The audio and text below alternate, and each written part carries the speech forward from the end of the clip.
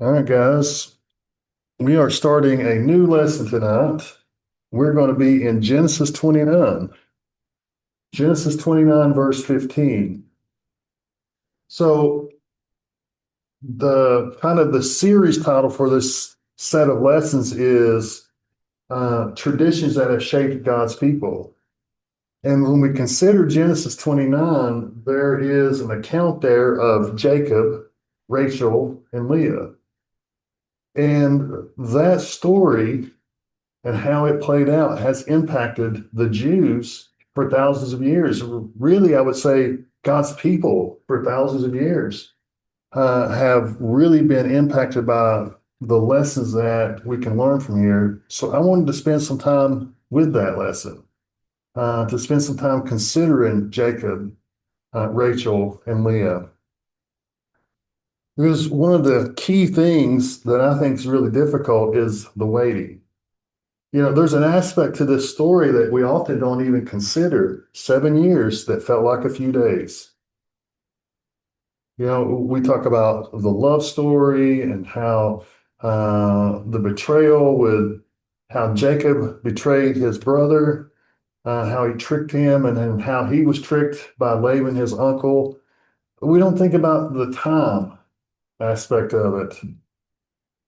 How many here like to wait?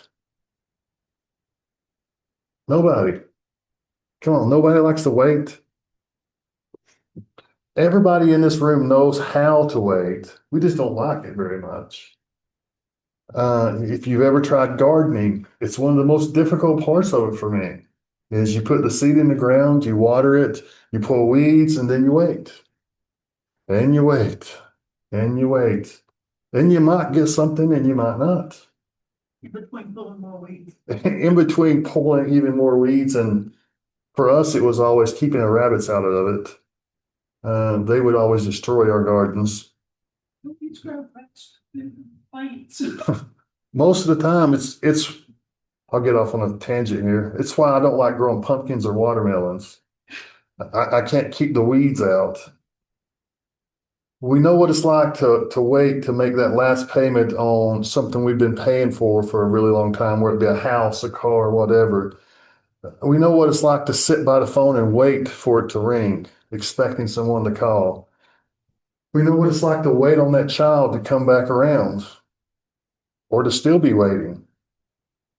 And the truth is, almost none of us would choose to wait. I mean, if you could choose to not wait, I think most of us would say, I don't want to, I'm not going to. But truthfully, waiting is just the shape a lot of life takes. We spend a whole lot of our time in this life waiting for something. And what does waiting do for us? Patience. It teaches us patience. Anyone else? Come on, let's be brutally honest about it. What does waiting do for us? Like you're waiting to pay off that house or that car, you're waiting on that child to come around. You're waiting Gives you on, anxiety. say that again. Gives you anxiety. Gives you anxiety. Absolutely. It wears on you, right? The longer you wait, the more it kind of wears on you. It can create anxiety and stress. Give it long enough, and our disposition starts to kind of sour. We get short with people. You ever had to sit and wait and wait and wait and wait, and then all of a sudden somebody comes up and starts talking to you, and you just kind of short with them because you're grumpy. You've been waiting too long. Sometimes it causes us to start keeping a tally of what we put in against what we're getting out. If we're being honest, most of the time waiting makes us harder than softer. Did somebody online want to say something? Yes, it's Barbara. Hey, Barbara. My son's been gone since he was 18. Now he's 50 and he's coming home. I've been waiting a long time for him to come back home. I believe it. That's a long time. And the hard thing about waiting is that if we're not careful, it will make us harder. It will make us less open to good experiences, less open to things working out our way. And it's not like we want it to happen. I mean, how many times have you saw or met that person who has been waiting for a really long time and they come out of it more tender, gentle, patient? Patience, having to be patient and wait on something usually doesn't make us more patient. What does it make us? Cranky. Yeah, Irritated. irritated, cranky. It's a challenge.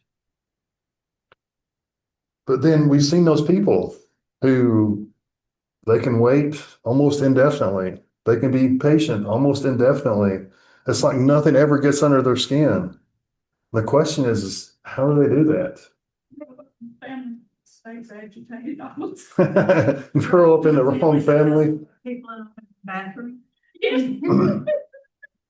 That'll do it. Guys, last week we watched as a widow dropped two small coins into a temple treasury and walked away. And one of the lessons I hope we learn from this is what a person gives away tells you a lot about what they really care about. Tonight, the same idea is going to come at us from a different spot in different ways. It's not what a person gives, but what they're willing to wait for. Jacob is a long way from home when chapter 29 starts, or yeah, chapter 29. He's cheated his brother. He's running for his life. He's been sent away by his mother to go find a wife in a foreign land. On the road, he has this dream of a stairway leading to heaven, and he gets a promise from God about descendants and becoming a nation and a way home. Then he reaches Laban, his uncle Laban's home country, and he meets a girl named Rachel at a well. And then he goes to work.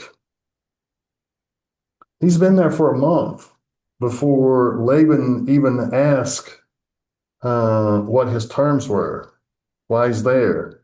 In Genesis 29, verse 14, it says, and he stayed with him for a month. In verse 15, then Laban said to Jacob, tell me what your wages will be. It's a pretty good wait, huh? He's been waiting for a while. So tonight we're going to kind of with this lesson, we're going to spend it with two really important questions. What does, what do you name? What do you list when somebody asks you what you want? If somebody said, what do you want? What are you going to name? That's a difficult. $1 million? Win the lottery? I've said that a few times. I want to win the lottery. Yeah, that's kind of the problem. Well, what happens to 7 years when you love someone who's waiting at the end?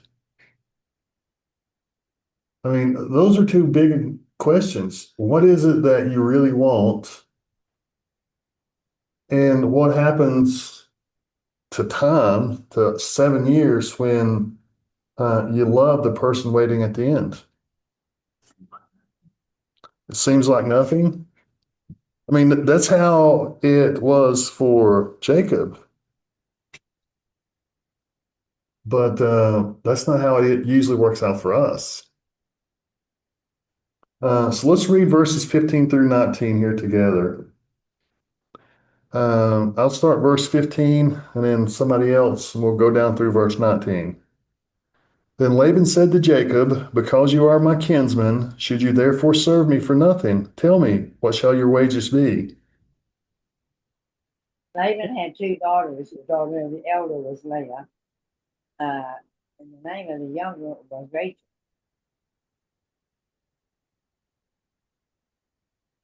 Leah had weak eyes, but Rachel was lovely in form and beautiful. Jacob loved Rachel, and he said, I will serve you 7 years for your younger daughter, Rachel.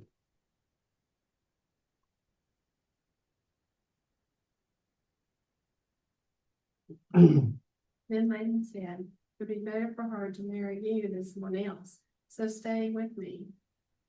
All right. Now, there's several things that I think is really interesting in these few verses.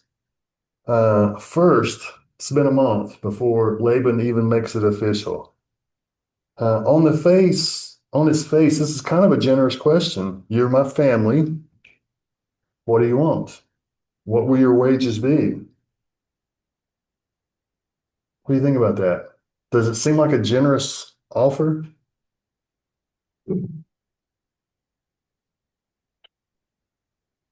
I don't get that impression from Laban. I mean, when you read the whole story about Laban, does he seem like this family oriented, generous, and kind person? No. Well, Jeff, what does, in your, new standard or whatever, what does tender-eyed mean? Leah was tender-eyed. That's a great question. And we're going to actually talk about that in a few minutes. Um, so Laban is kind of a businessman. I mean, that's how he kind of handles things. So he looks around and he says, I don't want him here. Um, and then later I'll come back and say, well, you owe me money. So let's settle this now. To me, that's how it comes across because that's in keeping with Laban's character that you see. I mean, a guy who can roll a stone off the community well by himself is probably worth keeping around, right? Uh, so he opens the floor, name your price. Now, again, we've already asked this question. What would you name as your price? A share of the animals, silver, gold, a few good years of wages, and then send me home? Laban does leave it wide open.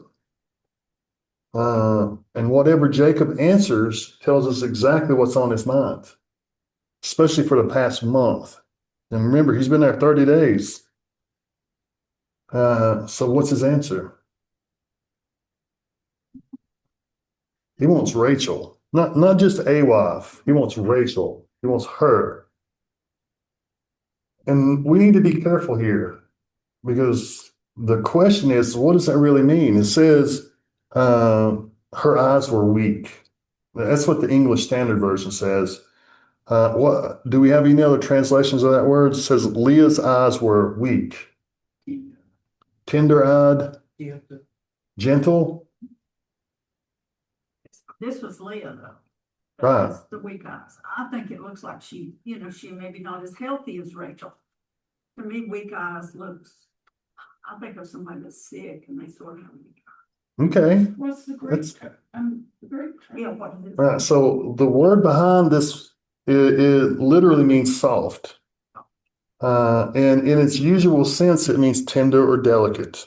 Delicate. Yep. So somebody read Genesis 33, verse 13.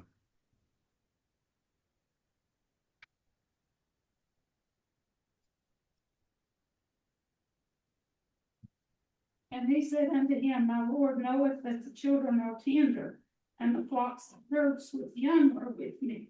And if men should overdrive them one day, all the flock will die. So the word there, tender, the English Standard says frail. The same word, used in almost the same connection. Tender, frail. So it's a health thing. And that's kind of what Debbie was suggesting already. Moses says in Deuteronomy 28:54, he talks about the men and women being so tender that they wouldn't set a bare foot on the ground. I mean, you're like walking barefoot on gravel. We used to. We used to, but now we're all tender-footed enough that it's not pleasant. The same idea. So what we're looking at here isn't really a less attractive woman. This is not a homely woman at all. What we're looking at here is the difference between two sisters, one who worked out in the fields with the sheep and one who stayed home. Their folks are, the older married younger. It was, and the reason I asked that, I had a friend, she had an older sister, and She was, the younger was my age, but she couldn't date until her older sister started dating. And she was quite a bit older than her. Oh, wow. Is think about it. Verse 9, somebody read Genesis 29, verse 9, because it tells us something about Rachel here. While he yet spake with them, Rachel came with her father's sheep. She kept. All right, so Rachel does what? She tends sheep. She tends sheep. She's like David when he was sheep. Or So this is a working girl. She's physically stronger, healthier. She's used to being out. She's used to tending to goats. She's used to protecting those goats. That's the real contrast I think you're seeing here between Rachel and Leah. And I would Rachel's have the thought that youngest. Leah would be the one to be doing the sheep, not Rachel. What, say that again? I said, I would have thought by what the word says that Leah would be the one to be doing the sheep, not Rachel, Yeah. because Rachel's beautiful and all that. Yeah, well, that's kind of the problem with our translations is it leaves the impression that Rachel's the most attractive one, the younger, the more beautiful girl, but she's the one out in the fields. That's not really what the Hebrew says. What the Hebrew says is there's a difference in personality. Leah's the girl that stays home. She's in the house. She's probably a little more pampered, a little softer, so to speak. Whereas Rachel is out in the field. She's tending sheep. She's working. She's got a harder disposition. There we go. Jacob also was a homebody, so. Growing up, he stayed at the house a lot. Mhm. You know, Esau went out hunting and stuff, so he, you know, it kind of balanced them out as a family for him to like Rachel. So Rachel works outside. She's got the build for it. probably more spirited and lively too. Well, I think that's says Veronica. I'm not going to go there, but I think it does say a lot about their personalities as well. You know, one's softer, one stays home, one's harder, used to being out in the fields, used to working, has an edge. Get that grit. Grit. Okay. Outside her husband, you know. Yeah. You know, Now, Sparrow. sparrow. Farrell. I kind of guessed. Sorry. Put ahead, but didn't he have to work out in the field for like 7 years? For Rachel, yeah. Yeah, absolutely.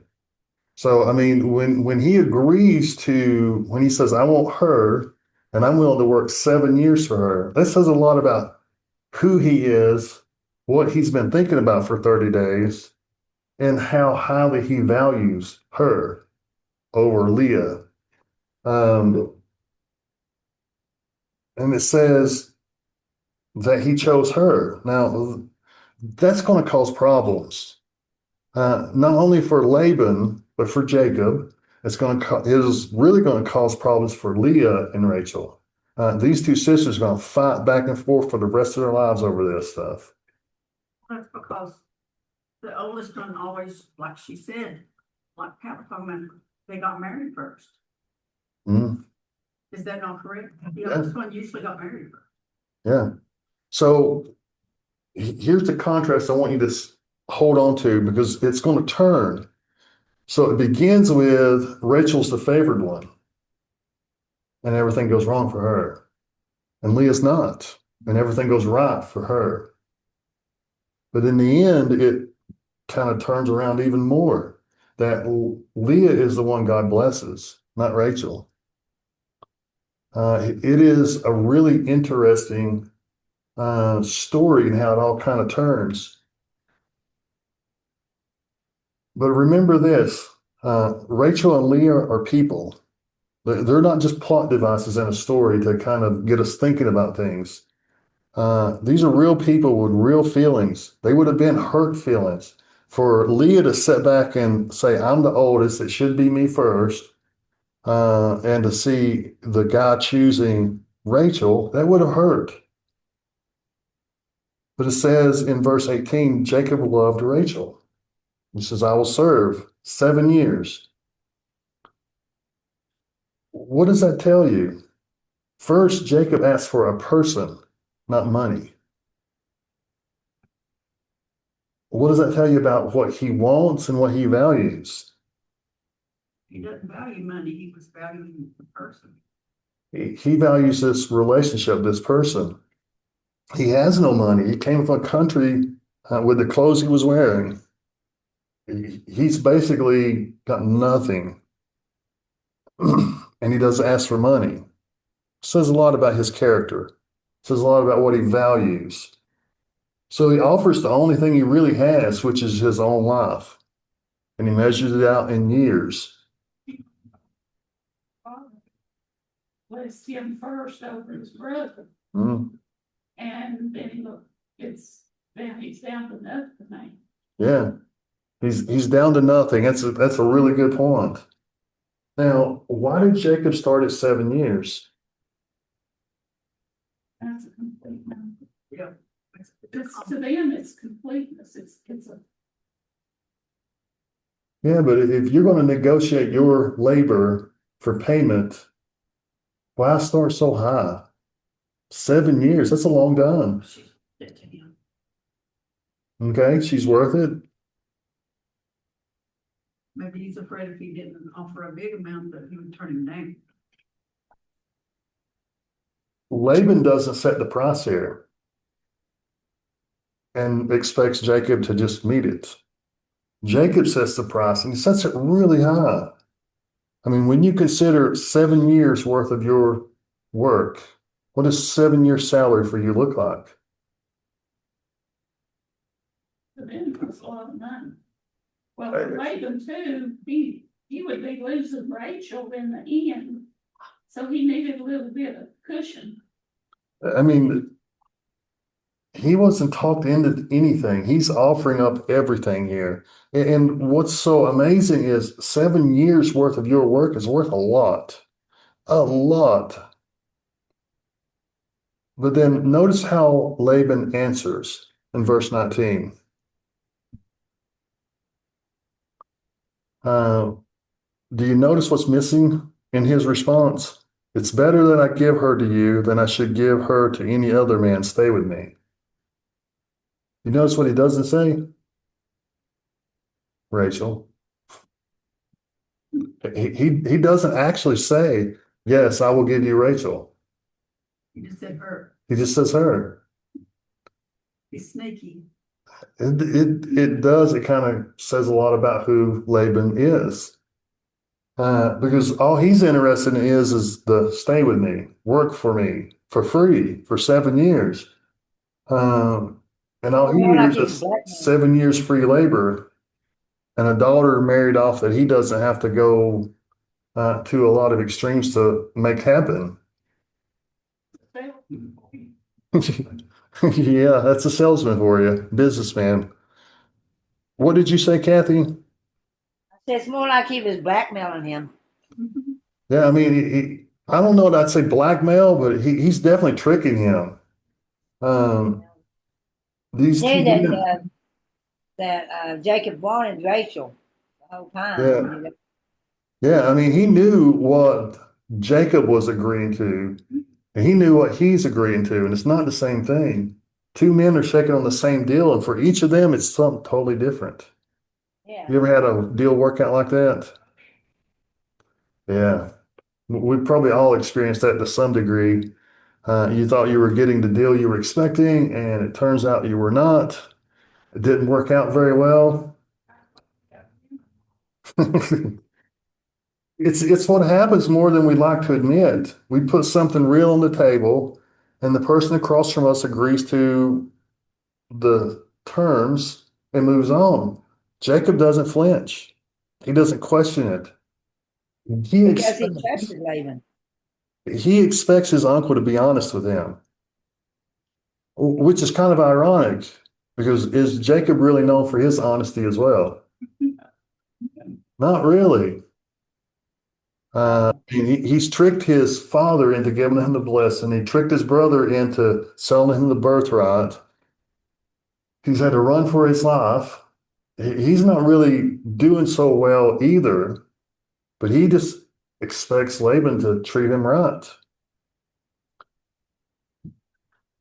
He isn't in this, though, for the deal. Do you notice that? He's not negotiating to try to get the best deal possible. No, he just loves Rachel. Yeah, he just wants the girl, and that's all that matters. And here's where it kind of gets close to home for us. Most of us are willing to spend ourselves on something as long as we can evaluate at a later point if it's still worth it. To stop if it gets unreasonable. It's one of the most difficult things about committing to purchasing a home or a car or something really expensive is you're kind of locked in. And once you're locked in, you pay or else. Most of us want some way out, some loophole. We'll give the marriage another year if it works out the way I want it. We'll pray for that kid as long as it happens within 6 months. We'll keep showing up as long as it feels like it's worth it to us. That's not really what Jacob's doing. He's fully committed to this. That's rare. That's hard. Do you think that was Jacob's punishment, maybe, God, because of what he done to his brother? I can't say for sure, but I think so. I think Jacob gets some payback for how he treated everybody else. Yeah. So up front, he names the whole price before he paid a single day of it, and then he went to work. If somebody asks you tonight what you're really working for, what would your answer be?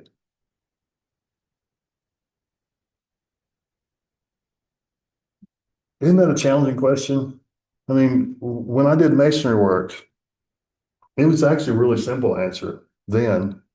Because, why do you work? Why do you do masonry work? Why do you get up before daylight and stay out till after dark, do all this work? It was really easy. Money. It was all about how much money you could make. I mean, a lot of times that's what motivates us, right? There's very specific things that motivate us. So, what is it that motivates us to do the things that we do? Hopefully, you enjoy it. And a lot of people, because of the pride in their work, they want to make sure that whatever they do, people will think of good of them when they see what they've done. Pride in their work. Here's the point I want you to consider. What we say is important to us and where we actually spend our time doesn't always line up. The things that we want to say, this is why I do what I do, and the real motivation behind it doesn't always line up. And we're not always so quick to want to admit to that. But it's important that we consider, why am I doing the things I'm doing? What's the most important thing in your life? It's where you spend all your time and energy. It's the thing you think about, it's the thing you talk about. What is that?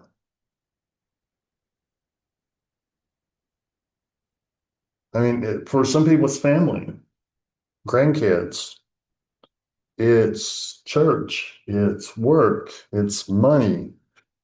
The list could go on and on and on, but for each of us, we have to ask that question. Where do I spend the majority of my time? What do I spend the majority of my time talking about and thinking about? Because that's the things that matter the most to me. That's the things I'm still connected to, whether I'll admit to it or not. And that's a really hard question. But it's an important question because we need to know. Most of us are working hard for something we already have. And we hadn't really stopped long enough to even notice. I'll give you a good example of what I mean. I couldn't tell you how many men I've known in my lifetime who say, I'm working hard for my family. What's the problem? They're not with their family. They're never with their family. They never make time for their family or their kids. If they really valued their family, they'd make some time. Correct? By the time they make time, the family's The gone. family's gone. Mm.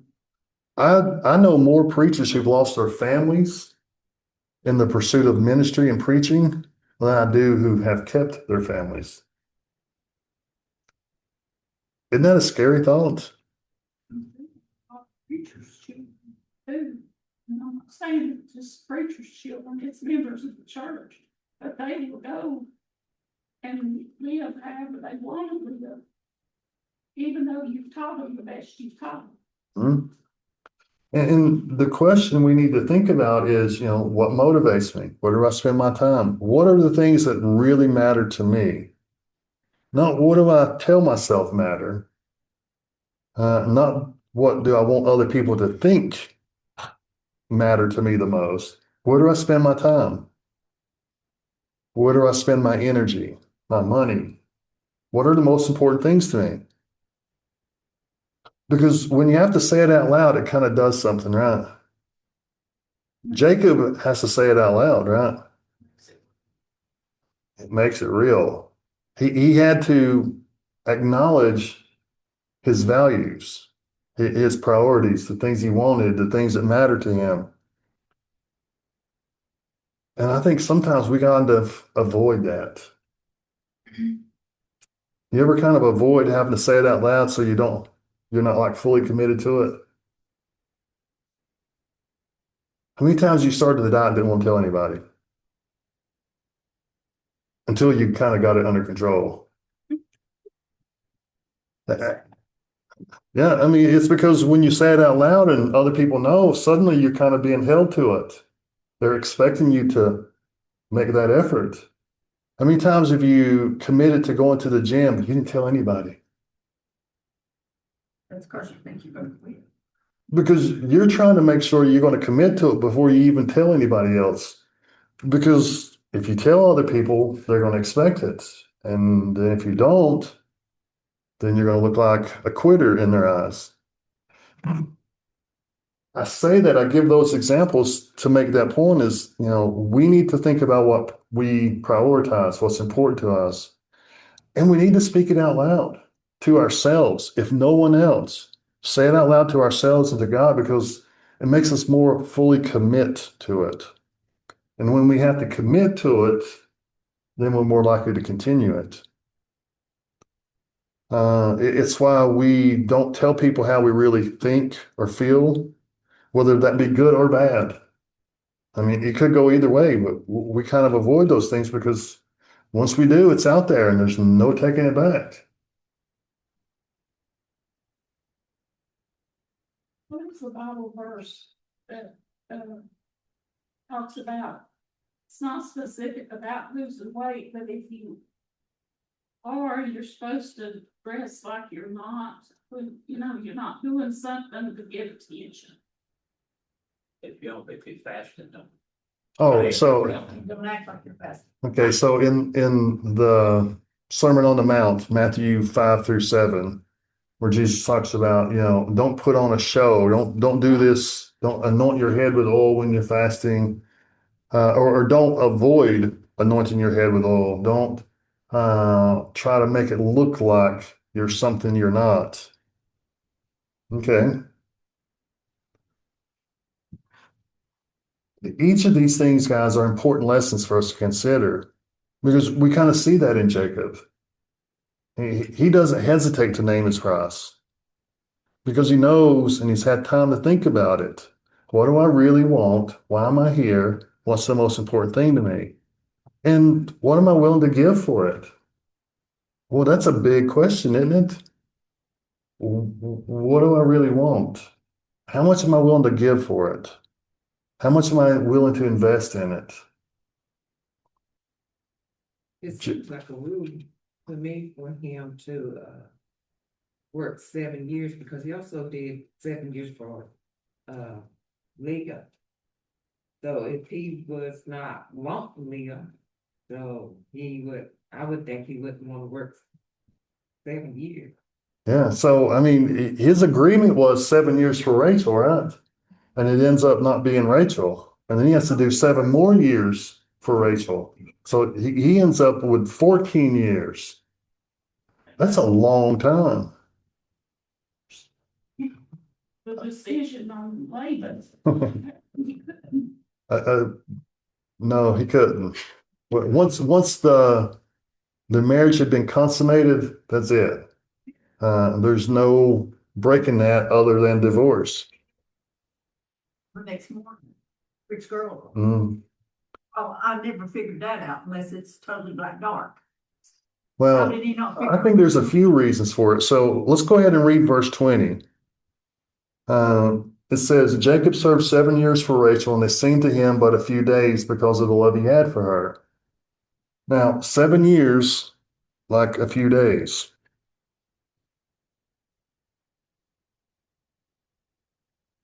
That's not a figure of speech, guys. It really is kind of a mindset. We're talking 7 winters, 7 summers, 7 lambing seasons, 7 times watching that field turn green, watching it turn brown. A lot can change in 7 years. I mean, if you look at just your life, what changes in 7 years? Man, everything can change in 7 years. Jacob spent all of this working another man's livestock in a country that wasn't his, for animals that were not his, sleeping in someone else's camp, owning nothing he could point to. And it says, and it was like days.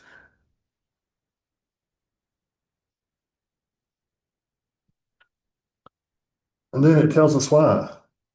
Because he loved her. Now, I find that interesting. Is this like this overly romantic, he's just totally infatuated with her? Because that's usually how we take it. As Jacob and Rachel is just the epitome of this love story where he's just so smitten by her that 7 years just seems like a few days.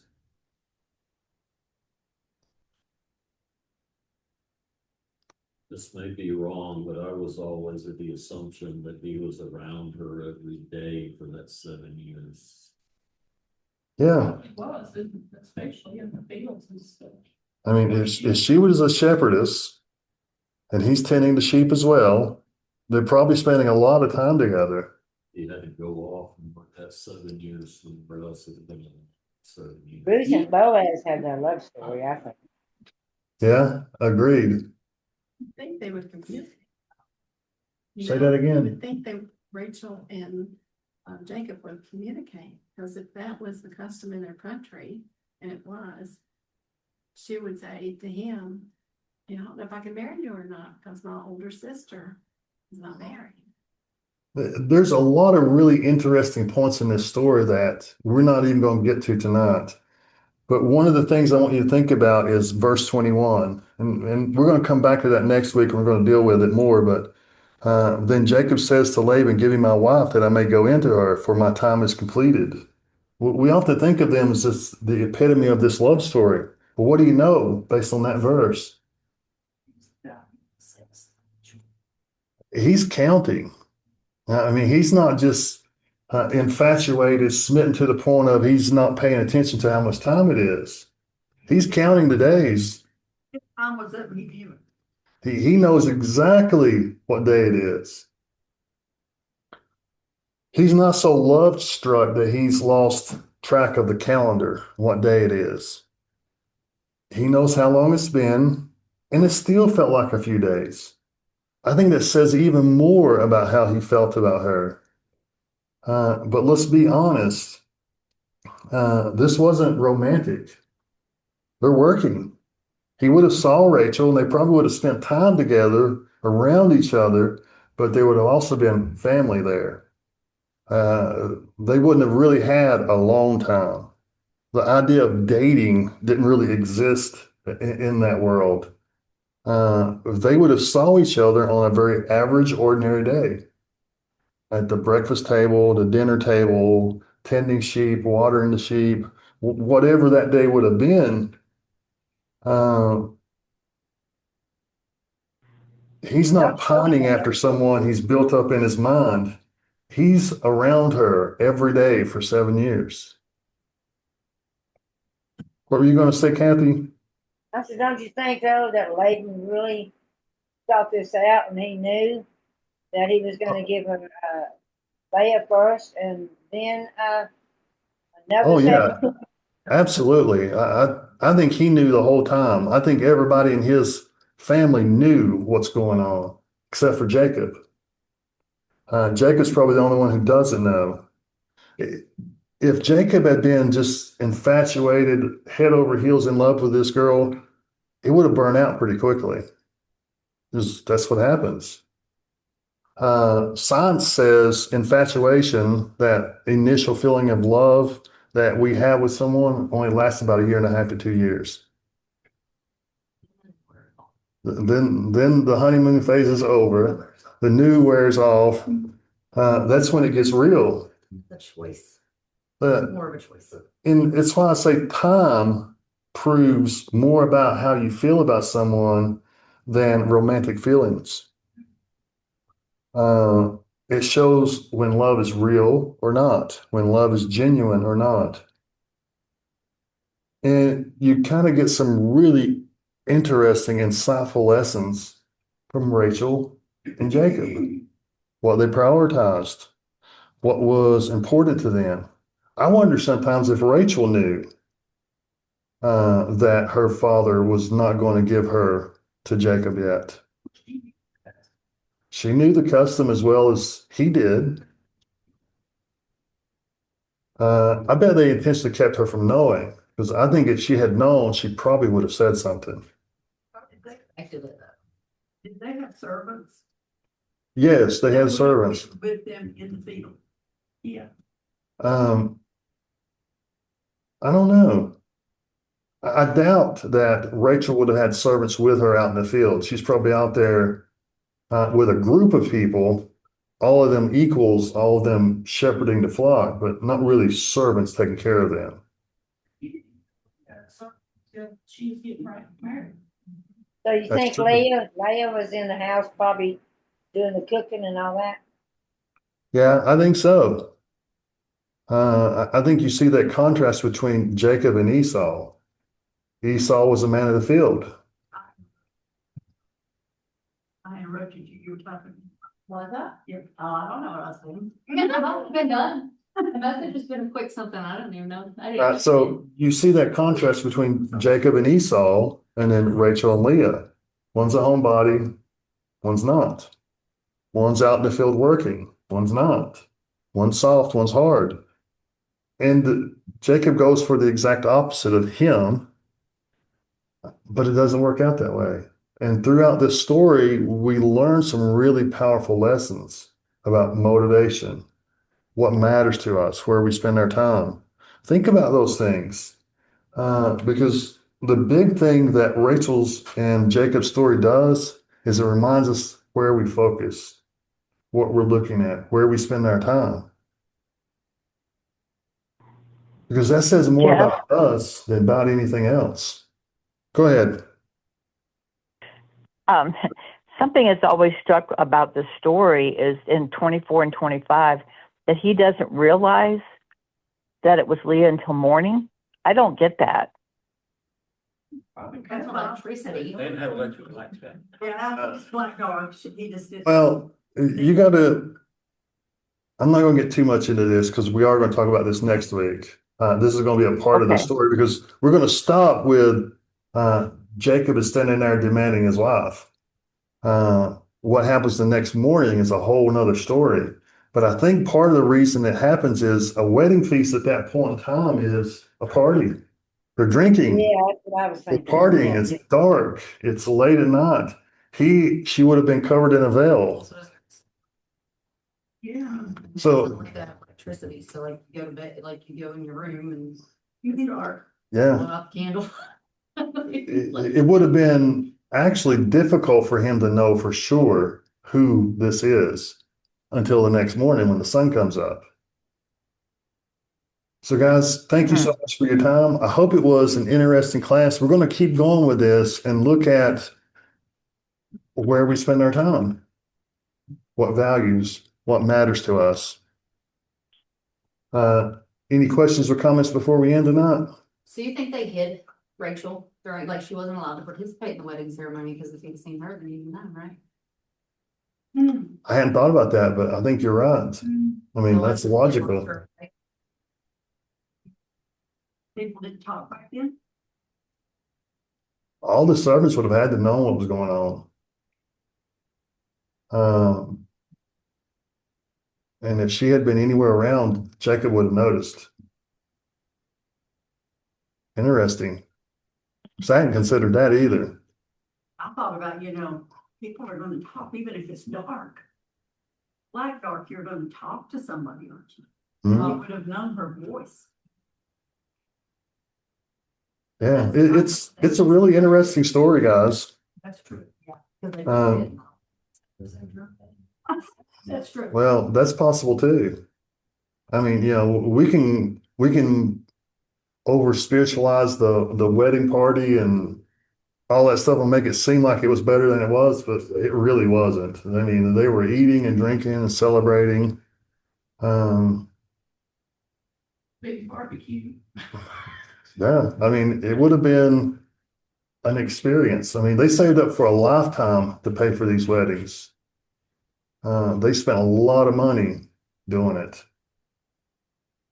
What Yes. was what was the story of the two daughter-in-law and the father-in-law? Oh, that's Lot and his two daughters. Yeah, and that was horrible. Yeah, that's another example of let's not make this whole drinking thing not what it was. Lot would have known if he had been anything other than drunk, he would have known, and he didn't. So,